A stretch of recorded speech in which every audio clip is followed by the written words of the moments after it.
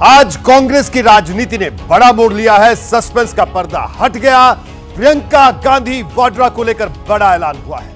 कांग्रेस ने घोषणा की है कि राहुल गांधी केरल की वायनाड सीट छोड़ेंगे और यहां से प्रियंका गांधी वाड्रा उपचुनाव लड़ेंगी। वहीं अब राहुल यूपी की रायबरेली सीट का संसद में प्रतिनिधित्व करेंगे। प्रियंका अब तक कांग्रेस में संगठन की जिम्मेदारी संभाल रही थी, लेकिन अब वो चुनावी राजनीति में कदम रखने जा रही हैं। ये नेहरू गांधी परिवार के नए सदस्य की सियासत में यानी चुनावी सियासत में एंट्री होगी। वायनाड कांग्रेस के लिए सबसे सुरक्षित सीटों में से एक है, जहां से इस बार राहुल ने 3,64,000 से ज्यादा अंतर से जीत दर्ज की थी। अब सवाल यह है कि क्या कांग्रेस में आज से प्रियंका के पराक्रम युग की शुरुआत हो चुकी है और वायनाड से आगाज विरोधियों के खिलाफ शंखनाद होगा? यह अपने आप में बड़ा सवाल है और इस सवाल पर चर्चा करने के लिए एक बड़ा पैनल भी मेरे साथ मौजूद है। उनसे हम बात भी करेंगे, उनसे आपको मैं रूबरू करवाता हूं, लेकिन पहले ये रिपोर्ट देखिए।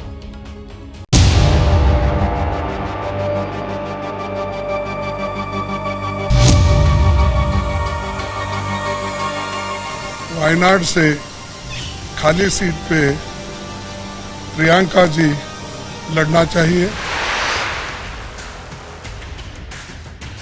वायनाड में भी वो प्रियंका जी रहने से वहाँ के लोगों को भी एक हिम्मत मिलेगी। Kerala people like Priyanka Gandhi ji same as Rahul Gandhi ji. हम दोनों रायबरेली में भी हम दोनों मौजूद होंगे और वायनाड में दोनों को दो सांसद मिल रहे हैं।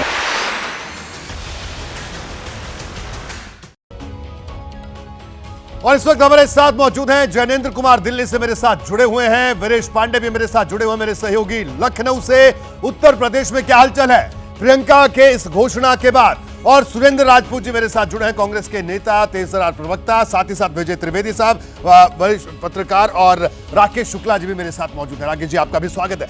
सबसे पहले जैनेंद्र, आपके पास आऊंगा। जैनेंद्र, आज कांग्रेस ने बड़ा ऐलान किया, किस तरह से ऐलान हुआ, क्या कुछ हुआ? मैं चाहूंगा दर्शकों को एक बार आप फिर से बताएं, क्योंकि आप वहां पर खुद मौजूद थे। जैनेंद्र।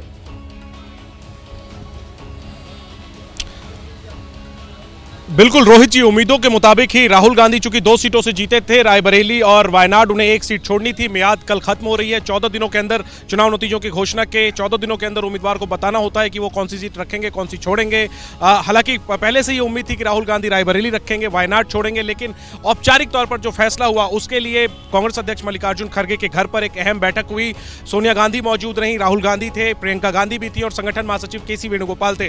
ये कोर लोग जो है कांग्रेस के प्रमुख लोग, उनके बीच में राहुल गांधी की सीट को लेकर के अंतिम फैसला हुआ। मुहर लगी कि राहुल रायबरेली रखेंगे, वायनाड छोड़ेंगे और वायनाड सीट के उपचुनाव में प्रियंका गांधी कांग्रेस की उम्मीदवार होंगी। फैसला होने के बाद मल्लिकार्जुन खड़गे ने खुद इस बात का ऐलान किया और उनके एक तरफ राहुल गांधी खड़े थे, दूसरी तरफ प्रियंका गांधी खड़ी थी।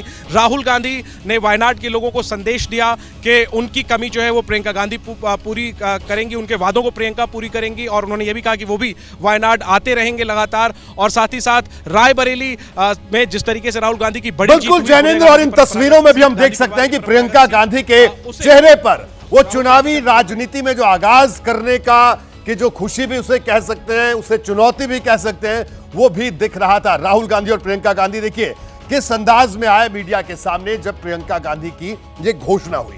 वीरेश भी मेरे साथ जुड़े हुए। वीरेश, लखनऊ में आप मौजूद हैं और उत्तर प्रदेश में प्रियंका गांधी लगातार वहां पर संगठन का काम देखती आई हैं। कांग्रेस खेमे में किस तरह का उत्साह? देखिए, जिस तरीके से राहुल गांधी ने रायबरेली की सीट को रखा है, इसके 2 मायने हैं। मायने एक उत्तर का है, एक दक्षिण का है। अगर हम यूपी की बात करें तो इस 2024 के चुनाव में उत्तर भारत में वेंटिलेटर पर कांग्रेस जा चुकी, और जैसे ऑक्सीजन यूपी ने दिया है, उस ऑक्सीजन के बाद से कांग्रेस में जो चेतना आई है, रायबरेली की सीट रखकर राहुल गांधी उत्तर भारत में कांग्रेस को उसी चेतना को आगे बढ़ाने की कोशिश करेंगे। और जब जब कांग्रेस पार्टी पर और खास करके गांधी परिवार पर संकट आया है, तब तक दक्षिण ने उनका साथ दिया। इंदिरा गांधी को याद करिए, जब वो रायबरेली में हारी थी तो चिकमंगलूर से वो चुनाव जीती थी। उसी तरीके से जब अमेठी से राहुल गांधी हारे तो वायनाड से चुनाव जीते। तो ऐसे में राहुल गांधी ने प्रियंका गांधी को दक्षिण और उत्तर के बीच में सेतु के लिए रखा है। भाई रहेगा उत्तर में, बहन रहेगी दक्षिण में। इसलिए आप देखिए कि राहुल गांधी जब वायनाड से लड़े तो वहां यूडीएफ जो है अच्छा प्रदर्शन किया, एलडीएफ से ज्यादा बेहतर प्रदर्शन किया। तो इसके भी मायने हैं, अगर प्रियंका वायनाड से लड़ रही हैं तो वहां पर यूडीएफ का परफॉर्मेंस बेहतर है, यानी पहले से मजबूत दक्षिण को और बेहतर करेंगी प्रियंका गांधी। और जो ऑक्सीजन मिला है उत्तर प्रदेश में, ये मानना पड़ेगा। इस बार की कुल मिला के उत्तर प्रदेश में भी उत्साह। और लेकिन विदेश में आपको रोकूं, सुरेंद्र राजपूत जी के पास चलते हैं, उसके बाद हमारे साथ दो वरिष्ठ पत्रकारों का पैनल भी मौजूद है, उनके पास भी चलेंगे, क्योंकि सुरेंद्र राजपूत जी के चेहरे से भी वो खुशी झलक रही है। जिस उत्साह की मैं बात कर रहा था वीरेश की, उत्तर प्रदेश कांग्रेस में किस तरह की स्थिति है, क्योंकि सुरेंद्र राजपूत मैंने बड़े करीब से देखा, उत्तर प्रदेश कांग्रेस के उन नेताओं में से है, जब कांग्रेस के जहाज से हर कोई कूद रहा था तो सुरेंद्र राजपूत उस जहाज पर ललकार रहे थे। सुरेंद्र जी, क्या कहना है आपका? आज प्रियंका गांधी वायनाड जा रही हैं, इस पर क्या प्रतिक्रिया, आपकी पहली प्रतिक्रिया? रोहित भाई, सभी लोग बहुत खुश हैं और सबसे बड़ी बात यह है, कहते हैं ना कि करते भी चलो, बढ़ते भी चलो, बाजू भी बहुत है, सर भी बहुत, और चलते ही चलो कि अब डेरे मंजिल पे ही डाले जाएंगे। श्री राहुल गांधी जी ने बड़ा कठिन निर्णय लिया। वायनाड और रायबरेली दोनों ही उनके दिल में थे। रायबरेली से हमारा 121 साल पुराना संबंध है। जब किसान आंदोलन शुरू हुआ था, जब किसान आंदोलन में श्री पंडित जवाहरलाल नेहरू जी वहां गए थे, किसान आंदोलन की शुरुआत वहां से की गई थी और रायबरेली से कांग्रेस परिवार का संबंध रहा था। वायनाड श्री राहुल गांधी जी के दिल में, कांग्रेस के दिल में बसता है। और राहुल गांधी जी ने स्वयं कहा था दोनों जगह जाकर के कि बहुत कठिन है। और अब आज राहुल गांधी जी ने अपनी सारी बात, अपनी उपयोगिता पूरी सिद्ध कर दी और साथ में बता दिया कि मैं रायबरेली की सीट पर रहूं, लेकिन मेरा दिल, मेरा दिमाग, दोनों चीजें वायनाड की सीट पर प्रियंका गांधी जी के रूप में रहेगा, मेरी बहन के रूप में रहेगा। दोनों ही सीटों को श्री राहुल गांधी जी पुष्पित भी करेंगे, पल्लवित भी करेंगे और देश में कहीं ना कहीं जिस जगह पे भी आवश्यकता होगी, राहुल गांधी जी और प्रियंका गांधी जी स्वयं साथ मिलकर के काम करेंगे। वायनाड की सीट पर प्रियंका गांधी जी को खड़ा करना अपने आप में श्री राहुल गांधी जी के एक प्रतिकृति को ही खड़ा करना है, एक उनके ही दूसरे रूप को खड़ा करना है। आज की डेट में राहुल जी ने अपना वादा वायनाड की जनता से भी पूरा किया है, ये ऐसा हमारा पूरा मानना है। और उत्तर प्रदेश में तो रायबरेली में एक उत्साह का भी संचार होगा और प्रदेश में भी एक उत्साह का संचार होगा, क्योंकि राहुल जी रायबरेली की ऐतिहासिक सीट से लड़े भी हैं और जीते भी हैं ऐतिहासिक मान। बिल्कुल, तो अब मैं आऊंगा, आपके पास आता हूं राकेश शुक्ला साहब। सुरेंद्र राजपूत जी की बात से भी आप अंदाजा लगा सकते हैं कि किस तरह से उत्साह कांग्रेस के खेमे में। अब इसे किस तरह से देखा जाए, कांग्रेस का बड़ा रणनीतिक मूव इसे देखा जाए कि देखिए, उत्तर और दक्षिण के बैलेंस की बात करें, जिस बैलेंस को साधने में भारतीय जनता पार्टी अक्सर चूकती रही है, लेकिन यानी राहुल गांधी उत्तर भारत के सांसद हो गए और प्रियंका गांधी दक्षिण भारत से, वो संतुलन भी सधेगा। किस तरह से आप देखते हैं? मैं आज के निर्णय को एक बड़े परिवर्तन के रूप में देख रहा हूँ। राहुल गांधी और प्रियंका गांधी इतना जल्दी कोई निर्णय लेंगे, ये अभी तक नहीं होता रहा, लेकिन आज प्रियंका जी के चुनाव लड़ने का निर्णय इतना जल्दी हुआ कि एक तरफ खड़गे जी बोलते हैं और दूसरी तरफ सहमति बन के अनाउंसमेंट हो जाता है कि प्रियंका चुनाव लड़ेंगी। इसके पहले 2009 से ही प्रियंका जी की डिमांड होती रही है और उनको कहा गया कि सक्रिय राजनीति में आइए। 14 में वो सक्रिय राजनीति में आई, महासचिव के रूप में उन्होंने काम शुरू किया। 89 से वो चुनाव भले न लड़ी हो, लेकिन चुनाव लड़ाने का उनके पास अनुभव रहा। जहाँ तक मैं जो कवर किया और मैं देखा, तो प्रियंका जी के अंदर एक सबसे बड़ी खासियत ये है कि कांग्रेस के साथ जो भी गठबंधन हुआ अभी तक चुनावी, चाहे विधानसभा चुनाव का रहा हो या लोकसभा चुनाव का रहा हो, निर्णय लेने में राहुल गांधी से वो ज्यादा सक्षम साबित हुई। तो प्रियंका जी के लिए सक्रिय राजनीति में आने के बाद अब चुनावी राजनीति में उतरना, मुझे लगता है उतरने का निर्णय इतना जल्दी लेना बड़ा सुखद रहेगा कांग्रेस के लिए। ठीक है, विजय त्रिवेदी साहब, आपका क्या कहना है? क्योंकि राकेश जी कह रहे हैं कि टाइमिंग, कि जितने जल्दी कांग्रेस ने फैसला लिया, ये इसे बड़ा परिवर्तन मानते हैं कांग्रेस की राजनीति में। आप किस तरह से देखते हैं प्रियंका गांधी के इस फैसले को? देखिए, प्रियंका जी का इलेक्टोरल पार्टी पॉलिटिक्स में एंट्री जो हो रही है, डेब्यू जो हो रहा है, उसके लिए एक तो शुभकामनाएं देनी चाहिए पहली बार कि वो लगातार पार्टी की कमान तो संभाल ही रही थी, लगातार काम कर रही थी और ये कोशिश भी चल रही थी। ये वक्त जल्दी का जो राकेश जी कह रहे हैं उसकी एक ज़रूरत भी थी, क्योंकि 14 दिन में राहुल गांधी जी को फैसला करना था कि वो रायबरेली और वायनाड में से क्या छोड़ना चाहते हैं। तो उन्होंने वायनाड छोड़ने का फैसला किया। ये मैसेज उन्होंने अभी जब वायनाड गए थे पिछले दिनों तो ये दिया था कि वो वायनाड के लोगों को भी खुश रखेंगे और रायबरेली के लोगों को भी खुश रखेंगे। रायबरेली रुकेंगे इसका मैसेज सोनिया जी ने दे दिया था जब चुनाव से पहले उन्होंने कहा कि मैं अपना बेटा आपको सौंप रही हूँ, और वो फिरोज गांधी से राहुल गांधी तक की सीट को रायबरेली को छोड़ना नहीं चाहते थे, खासतौर से जिस तरह से यूपी में परफॉर्मेंस इस बार के इलेक्शन में हुई और उसमें प्रियंका जी की बड़ी भूमिका रही कि पूरे इलेक्शन कैंपेन को वो देखती रही हैं। ये नहीं है कि प्रियंका जी आज पहली बार आई हैं, सोनिया जी के साथ भी वो उनके सपोर्ट करती रही, वहाँ पर उनकी जो कॉन्स्टिट्यूंसी थी उसको रिप्रेजेंट करती रही। लेकिन 2022 का इलेक्शन हुआ उत्तर प्रदेश विधानसभा में, वहाँ जब वो इंचार्ज थी तो वो परफॉर्मेंस बहुत अच्छी नहीं रही जी, तो उस पर भी बहुत सारे सवाल खड़े हुए। लेकिन अब ये आ रहे हैं, मैं समझता हूँ कि इसमें कोई परेशानी नहीं है और अच्छा है कि वो चुनाव लड़ेंगे, वायनाड में आएंगे और उत्तर दक्षिण का जो बैलेंस है वो भी ठीक है। हालांकि तो खड़गे साहब भी दक्षिण से ही आते हैं, लेकिन सवाल यह है कि क्या लोग जो राहुल गांधी जी ने रायबरेली के चुनाव लड़ने से पहले 2024 के चुनाव में कहा था कि मैं नहीं चाहता प्रियंका जी इसलिए आए कि परिवारवाद का आरोप लगेगा कि गांधी परिवार के सोनिया जी, प्रियंका जी और राहुल जी तीनों लोग संसद में रहेंगे तो परिवारवाद का आरोप लगेगा। तो अब ये 15 दिन में बदलने वाली बात तो नहीं होगी। ठीक है, ये बड़ा सवाल, इस पर भी चर्चा करेंगे। हमारे साथ भारतीय जनता पार्टी के नेता प्रवक्ता अजय आलोक साहब भी जुड़ गए। अजय जी, आपका स्वागत है, आपके पास आऊंगा, लेकिन उससे पहले मैं दर्शकों को बता दूं कि आज शाम 5 बजे से कांग्रेस अध्यक्ष मल्लिकार्जुन खड़गे के घर पर बैठक हो रही थी। इस बैठक में गांधी परिवार के अलावा पार्टी के कुछ चुनिंदा लोग थे और तभी से कयास लग रहे थे कि आज राहुल गांधी फाइनल फैसला लेने वाले हैं। बैठक के बाद जब प्रेस कॉन्फ्रेंस हुई तो सबसे पहले मल्लिकार्जुन खड़गे मीडिया के सामने आए और उसके बाद राहुल प्रियंका ने बारी बारी से अपनी बात कही। जरा सुनिए। पार्टी ने यह तय कर दिया कि राहुल गांधी जी अपना रायबरेली का सीट रखना चाहिए, वायनाड से खाली सीट पे प्रियंका जी लड़ना चाहिए। रायबरेली का पुराना रिश्ता है,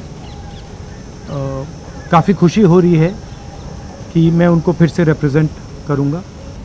प्रियंका वायनाड से चुनाव लड़ेगी। भैया की मैं मदद रायबरेली में भी करूंगी और जैसे इन्होंने कहा हम दोनों रायबरेली में भी हम दोनों मौजूद होंगे और वायनाड में भी। दोनों को 2 सांसद मिल रहे हैं। सिंपल सी बात है।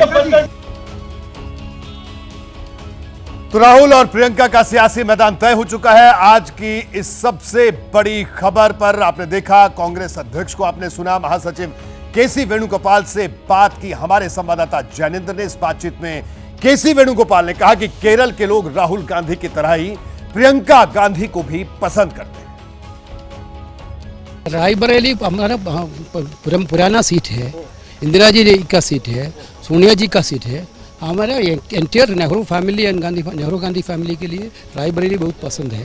We are not only that, UP में बहुत बड़ा वातावरण हो गया इस इलेक्शन में। और वायनाड, प्रियंका जी के वायनाड क्या स्ट्रेटजी है sir? People of Wayanad like Priyanka ji, like Rahul Gandhi, same way as Rahul Gandhi ji. Kerala people like Priyanka Gandhi ji, same as Rahul Gandhi ji. तो बिल्कुल प्रियंका गांधी का चुनावी राजनीति में आगाज करने का फैसला हो चुका है। अजय आलोक साहब हमारे साथ जुड़े हैं, भारतीय जनता पार्टी के नेता प्रवक्ता। अजय आलोक साहब, क्या कहना आपका? प्रियंका गांधी की चुनावी राजनीति में एंट्री कितनी बड़ी चुनौती भारतीय जनता पार्टी, आप लोग इसे मानते हैं?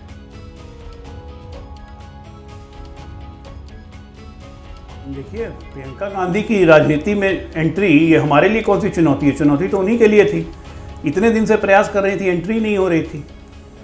महासचिव बनी तब चुनाव नहीं लड़वाया, पिछले बार 2024 का चुनाव नहीं लड़वाया, तो चुनौती तो उनके लिए थी कि उनकी एंट्री कब होगी। हमारे लिए कोई चुनौती नहीं थी।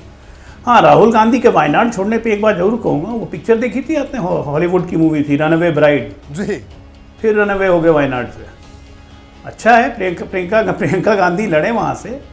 लड़ाई आसान नहीं होने जा रही है, क्योंकि वायनाड की जनता देखेगी कि फिर कौन रन अवे करेगा बाद में अगले चुनाव में। और हम अपनी पूरी शक्ति से लड़ेंगे, कम्युनिस्ट भी लड़ेगी। लेकिन मैं सोचता हूं कि अगर गलती से जीत भी गई तो लोकसभा बड़ा इंटरेस्टिंग होगा जी, क्योंकि जनता तो एक तो पहले अभी सोचेगी कि किस इंटेंशन से प्रियंका को वहाँ भेजा गया, किस इंटेंशन से प्रियंका को संसद पहुँचाया जा रहा है। लोकसभा में अगर दोनों भाई बहन गलती से पहुँच भी गए साथ में, तब परफॉर्मेंस भी जज होगी, है ना, कि ज़्यादा नकारा कौन है। कांग्रेसियों को भी ऑप्शन मिल जाएगा लीडरशिप में भी चुनाव करने का। तो भविष्य की संभावनाओं से भविष्य बहुत आशान्वित है। तो देखिए आगे आगे क्या होता है। पहले तो चुनाव लड़ लें, हम लोग भी लड़ लेते हैं बढ़िया से। अगर हम जीत गए तो कहानी वहीं पे स्टॉप हो जाएगी। जी सुरेंद्र राजपूत जी, क्या कहना। अजय आलोक साहब ने तो हॉलीवुड की फिल्म तक का जिक्र कर दिया, रनअवे ब्राइड का जिक्र उन्होंने कर दिया कि राहुल गांधी छोड़कर चले गए, प्रियंका कोई चुनौती नहीं है, वो कह रहे हैं।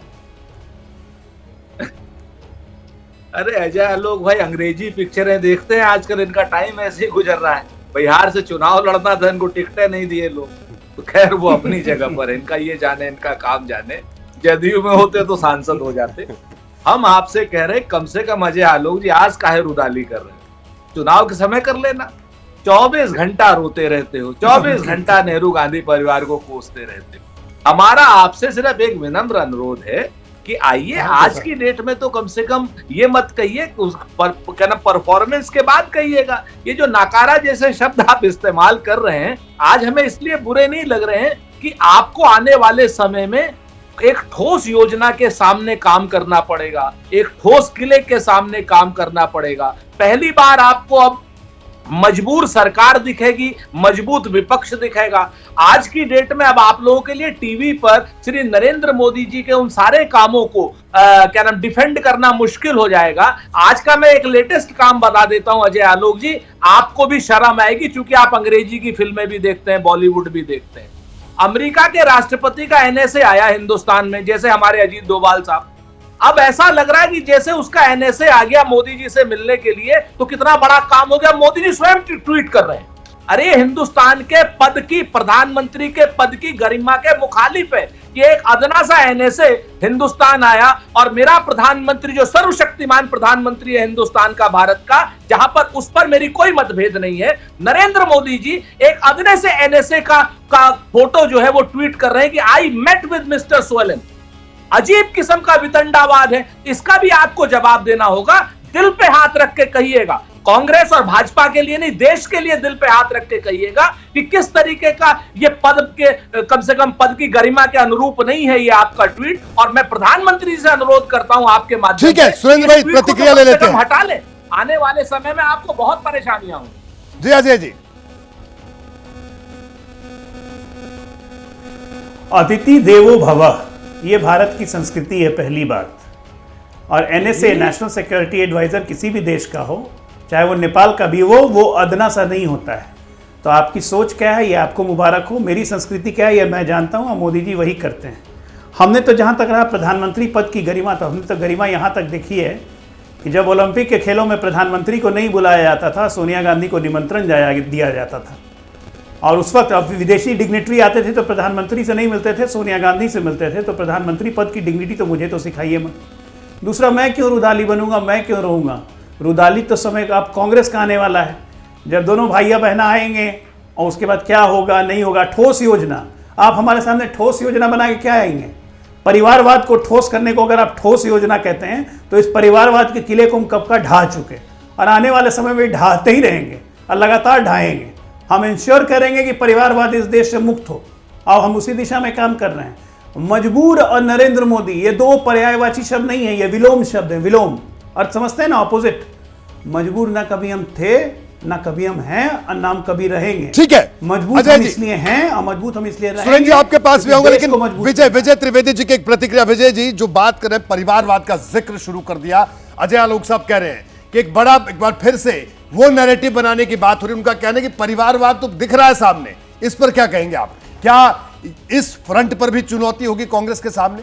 नहीं, मुझे नहीं लगता, क्योंकि प्रियंका जी लंबे समय से सक्रिय राजनीति में हैं ही, केवल इलेक्टोरल पॉलिटिक्स में वो नहीं है। और वो जनरल सेक्रेटरी रही है पार्टी की, जब वहाँ पर सोनिया जी भी रही हैं, राहुल गांधी भी रहे हैं, तो इसलिए वो एक चर्चा के लिए ठीक है कि भारतीय जनता पार्टी के पास या जो भी विपक्षी दल है उनके पास ये मौका रहेगा कि वो ये बात करें कि परिवारवाद की बात हो रही है। लेकिन प्रियंका का वहाँ पर पहुँचना केरल के विधानसभा चुनावों में भी कांग्रेस की मदद करेगा, कांग्रेस की ताकत को वहां पर एक मजबूत करेगा, ऐसी संभावनाएं लगती हैं। और आप याद करें कांग्रेस की हिस्ट्री, कांग्रेस को जब भी जरूरत पड़ी तो उसने दक्षिण का सहारा लिया है, चाहे वो चिकमंगलुरु की बात हो, चाहे वो मेडक की बात हो, चाहे वो वेल्लारी की बात हो, चाहे फिर वायनाड की बात हो। और आज डेब्यू के लिए भी प्रियंका जी को वहां पर करना पड़ा है। तो ये भी एक तरीका होगा कि क्या उत्तर भारत की राजनीति में कांग्रेस को उतना भरोसा नहीं है। एक छोटा सा सवाल मैं कर देता हूं, ये रुदाली वाली बात नहीं है, लेकिन अभी जो बैठक हुई आपने जिसका जिक्र किया खड़गे साहब की, क्या सुरेंद्र जी को पता होगा, मुझे जानकारी नहीं, क्या ये सीईसी की बैठक थी, कांग्रेस की इलेक्शन कमेटी की बैठक थी जिसमें प्रियंका जी का चुनाव किया गया? जिस तरह से बात होती, जो प्रेजेंट किया जाता है कि खड़गे जी ने रिक्वेस्ट किया और कांग्रेस के राष्ट्रीय अध्यक्ष किसी को रिक्वेस्ट कर रहे हैं, तो ये आपके गांधी परिवार का एंटाइटलमेंट बताता है कि आप ही तय करते हैं। 15 दिन से हो रहा है, राहुल गांधी जी तय करेंगे, क्यों नहीं कांग्रेस अध्यक्ष तय करेंगे कि राहुल गांधी तय करेंगे? ये बताइए मुझे। हम बात कर रहे हैं कि प्रियंका गांधी की चुनावी राजनीति में एंट्री होने वाली है। इससे पहले कि चर्चा के इस भाग को शुरू करूं, अब मैं आपको 17 मई का सोनिया गांधी का दिया हुआ बयान सुनवाता हूं जो काफी चर्चित हुआ था। यह बयान सोनिया गांधी ने रायबरेली में दिया था, सुनिए। मैं आपको अपना बेटा सौंप रही हूं।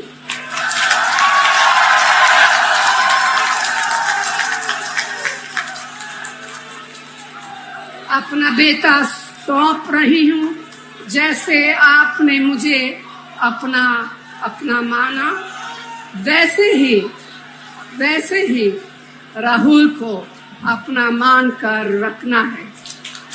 ये राहुल आपको निराश नहीं करेगा।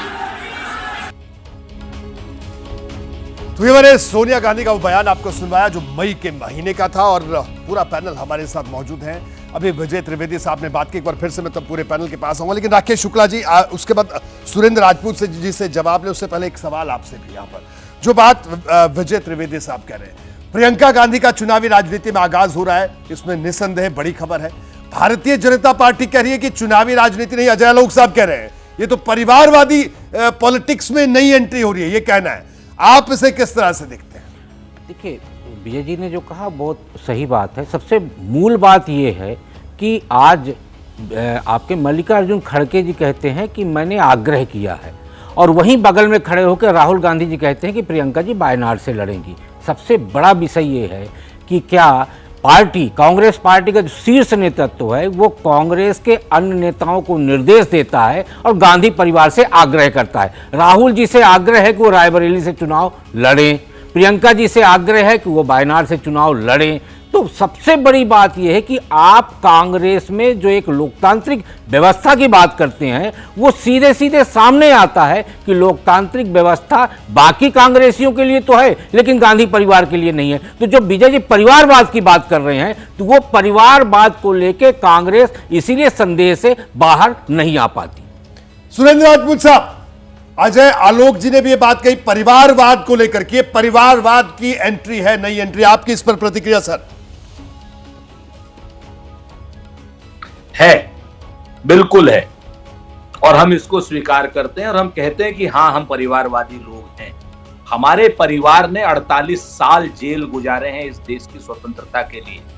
हमारे परिवार ने 2-2 शहादतें दी हैं आतंकवादियों के उस पर, और इंदिरा जी की और राजीव गांधी जी। है किसी का और कोई परिवार हो तो मुझे जरा बता दीजिए, जिस परिवार ने 48 साल जेल में गुजारे हों, जरा बताइए। इनके तो सारे लोगों के परिवार माफी मांग करके बाहर जा रहे थे और अंग्रेजों की फौज में क्या नाम लोगों को भर्ती करा रहे थे, वो भी सुभाष चंद्र बोस जी की सेना को मारने के लिए।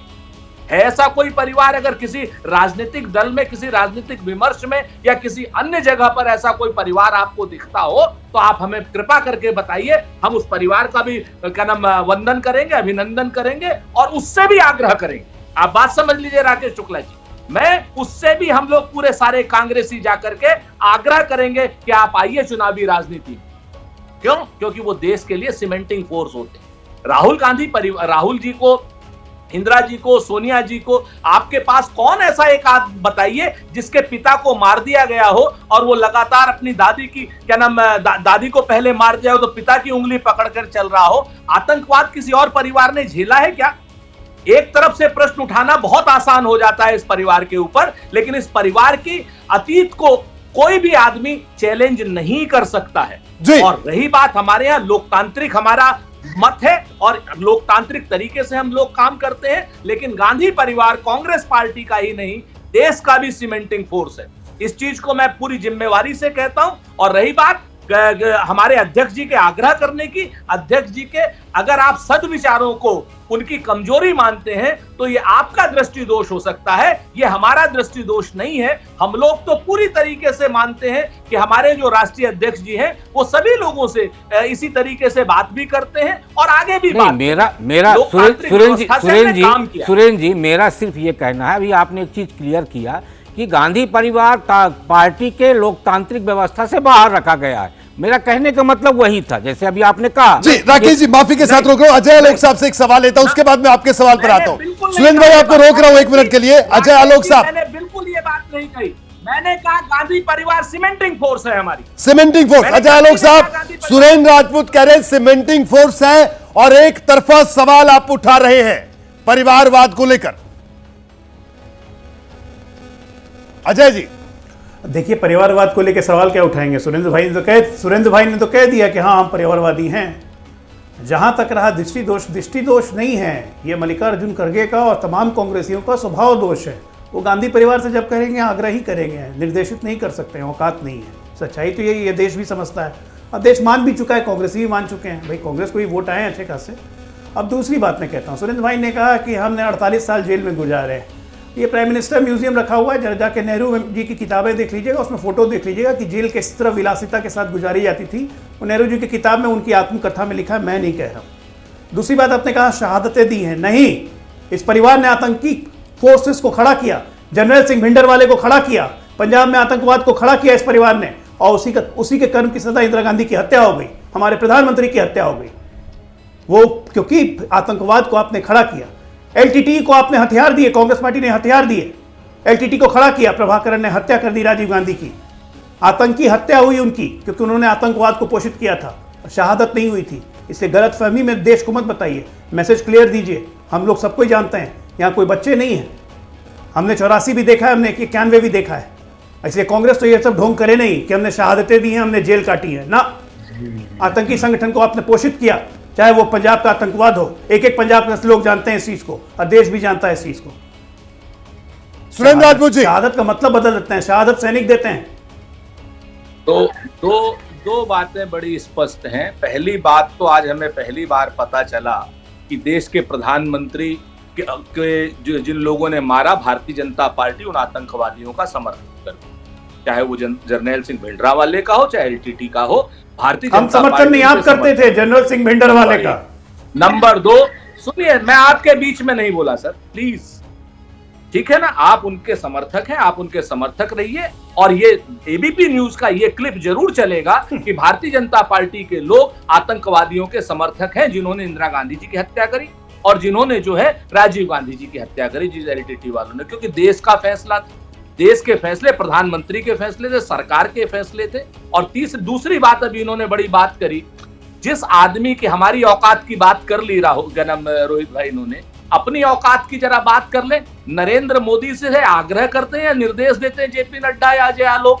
अमित शाह से आग्रह करते हैं कि क्या नाम, अमित शाह को आग्रह करते हैं, निर्देश देते हैं ये लोग? है इनकी किसी की हैसियत, औकात, हिम्मत, जो भी शब्द ये गंदे इस्तेमाल करना चाहे कर ले। अगर अजय आलोक की औकात हो या भारतीय जनता पार्टी के किसी नेता की औकात हो नरेंद्र मोदी के सामने ऐसी बातें करने की, तब आकर के हमसे बात करें, हमारे परिवार के बारे में बात करें। और तीसरी बात मैं आपको बताता हूं, विलासितापूर्ण जीवन अगर ऐसा था तो काहे भाजपा वाले और जनसंघ वाले, हिंदू महासभा वाले, रामराज परिषद वाले नहीं चले गए जेल? काहे को अंग्रेजों की चाटुकारिता कर रहे थे, काहे पैर दबा रहे थे, काहे मुस्लिम लीग का उप मुख्यमंत्री बन रहे थे, काहे कांग्रेस के सदस्य बन करके आप भारत की सरकार में शामिल हो रहे थे, श्यामा प्रसाद मुखर्जी? क्या बात करते हैं आप लोग? चाटुकारिता की एक सीमा रखिए और नरेंद्र मोदी जी से निर्देश देकर के बात करने की औकात में आइए, तब हमसे बात करिए। ठीक है सुरेंद्र जी। अजय आलोक साहब कुछ कहना चाह रहे हैं आपकी तमाम बातों पर। अजय जी। भारतीय जनता पार्टी जब से बनी है ना, यहाँ पे राष्ट्रीय अध्यक्ष ही निर्देश करता है, चाहे कोई रहे। प्रधानमंत्री को भी भारतीय जनता पार्टी का राष्ट्रीय अध्यक्ष निर्देश करता है, निर्देशित करता है। प्रधानमंत्री हमारे सबसे बड़े नेता जरूर हैं, हमारे सबसे बड़े नेता हैं, लेकिन राष्ट्रीय अध्यक्ष की एक कुर्सी की वैल्यू होती है जो हम समझते हैं। हंसिए मत, दूसरी हंसी मत, इतनी जोर से क्यों हंस रहे हैं? मैंने तो हल्का सा आईना दिखाया, मिर्ची बहुत जोर से लगी लगता है सुरेंद्र भाई। मैंने तो सच्चाई का आईना दिखाया, मैंने तो सच्चाई का आईना आपको दिखाया, तो मिर्ची बहुत जोर से लगी। सब जानता है जनरल सिंह भिंडरवाले को किसने पैदा किया, सब जानता है एलटीटी को आर्म्स एम्यूनिशन कौन सप्लाई करता था, ठीक है ना। मैंने तो बस एक आईना दिखाया था ना, इतनी जोर से मिर्ची लगने की क्या जरूरत थी। और नेहरू की किताब तो मैंने नहीं लिखी है, खुद समय जवाहरलाल नेहरू ने लिखी है, अपने फोटोग्राफ भी उन्होंने ही लगाए, मैंने तो नहीं लगाया। तो मुझ पे भड़कने से क्या होगा, रखा हुआ है भाई, पब्लिक डोमेन में, मुझ पे भड़कने से क्या होगा। अब आईना दिखाए वहां तो मिर्ची लगना स्वाभाविक है ना।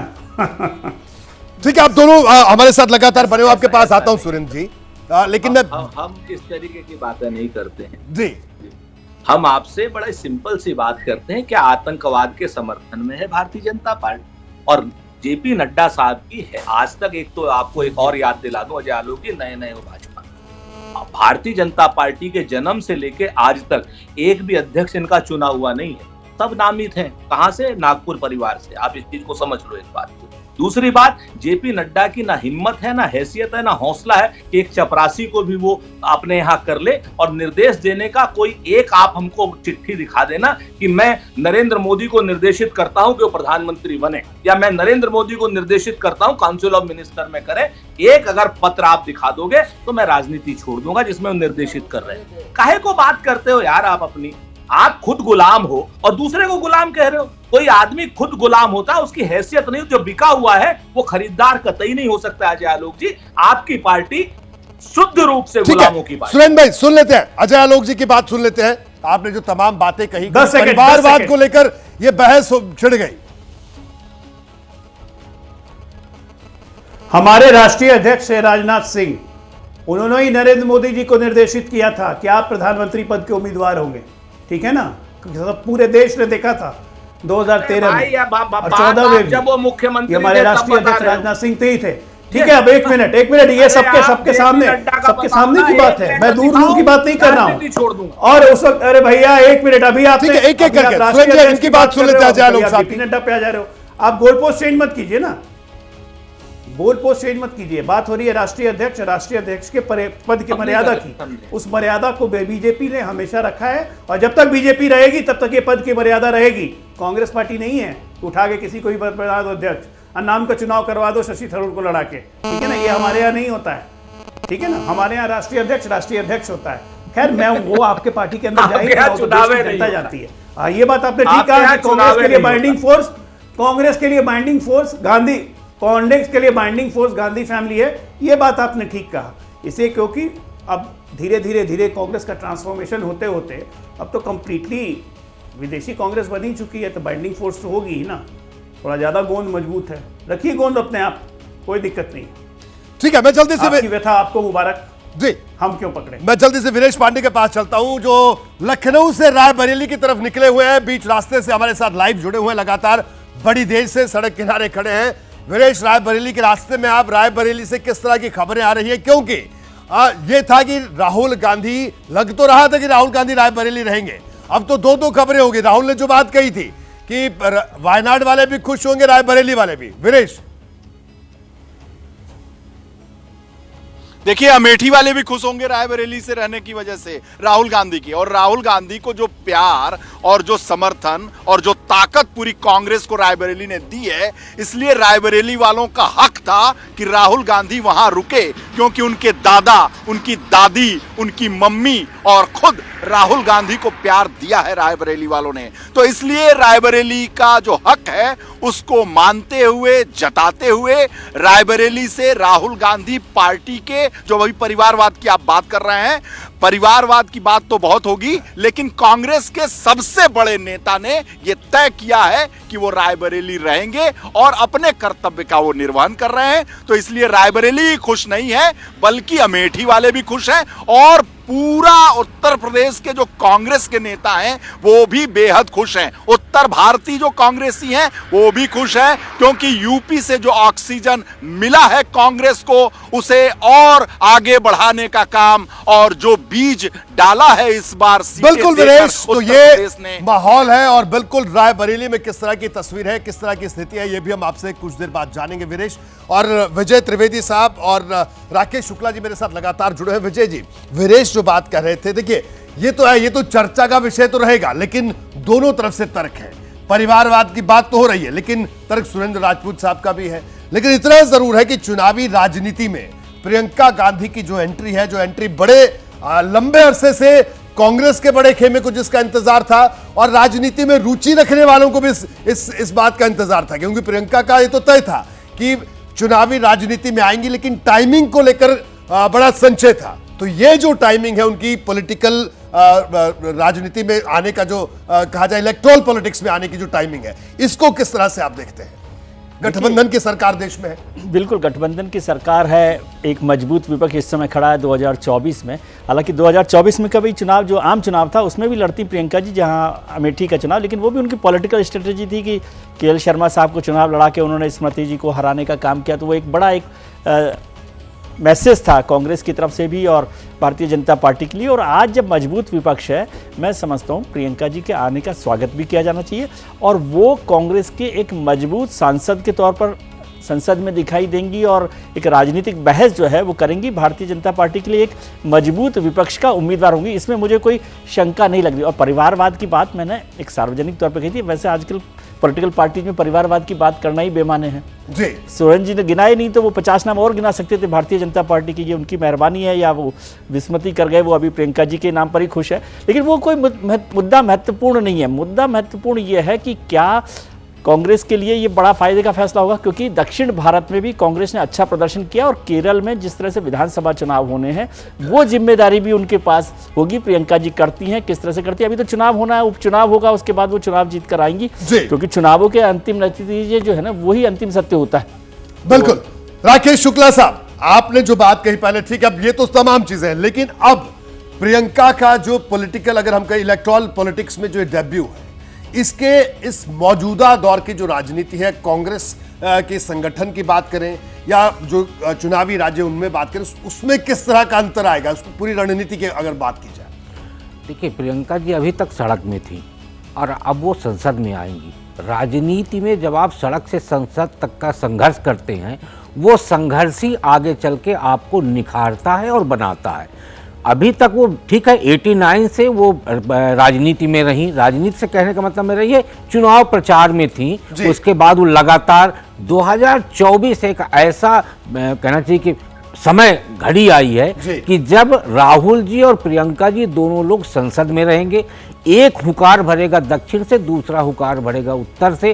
तो जो हम ये मान के चल रहे थे कि देश के दो बड़े राजनीतिक दलों में एक राजनीतिक दल शीर्ष पे है और दूसरा राजनीतिक दल बिल्कुल फर्श पे पड़ा हुआ है, मुझे लगता है 2024 के लोकसभा चुनाव में 99 सीटें कांग्रेस को जो मिली हैं, उसके बाद यदि दोनों भाई बहन मिलकर सुनियोजित रणनीति के साथ आगे बढ़ेंगे तो एक मजबूत विपक्ष इस बार 29 तक इस देश को देखने को मिलेगा। और जब तक सकारात्मक राजनीति नहीं होगी तब तक देश को आगे ले जाने की दिशा में बेहतर तरीके से नहीं सोचा जा सकता। तो अभी सड़क में जो दिख रहा था, मुझे लगता है संसद में भी सत्ता पक्ष और विपक्ष के बीच में एक मजबूती दिखाई देगी 2024। रोहित जी, एक लाइन कहना चाहता हूँ कि प्रियंका जी की एंट्री से, ये तो बहुत मजबूत बात है जो हम लोगों ने की, राकेश जी ने बात की, लेकिन अब एक और बात कांग्रेस के लिए आराम की हो गई, सुरेंद्र जी के लिए भी, कि अब गांधी परिवार में कोई योग्य उम्मीदवार नहीं बचा जिसको चुनाव लड़ना है फिलहाल। तो तीनों जो जितने सदस्य हैं वो सब संसद में पहुंचने की तैयारी। बिल्कुल सुरेंद्र जी, बड़े संक्षेप में, वक्त बहुत कम है, फाइनल कमेंट सर आपका। राजीव चंद्रशेखर भारतीय जनता पार्टी के नेता, वो कह रहे हैं कि वायनाड पर कांग्रेस ने पहले एक प्रत्याशी थोपा, अब दूसरा प्रत्याशी थोप रही है, उन्होंने ट्वीट किया। ये आपकी प्रतिक्रिया और फाइनल कमेंट सर संक्षेप में। देखिए, दो चीजें, राजीव चंद्रशेखर जी क्या कह रहे हैं क्या नहीं कह रहे हैं बहुत विशेष विषय नहीं है हमारा। राजीव चंद्रशेखर जी अपनी राजनीति करें, हमें अपनी राजनीति करनी है। आपने गांधी परिवार की बात करी तो मैं लाइटर नोट पर एक बात कहता हूं राकेश जी से और विजय जी से कि इस बार हमारे गांधी परिवार के दो लोग, जिसमें से एक चुनाव हार गई हैं श्रीमती मेनका गांधी जी और दूसरे वरुण गांधी जी को भारतीय जनता पार्टी ने टिकट ही नहीं दिया, तो गांधी परिवार के दो लोग इस समय संसद में हैं भी नहीं भैया, उनके लिए भी भाजपा से थोड़ी बहुत सिफारिश करो आप लोग।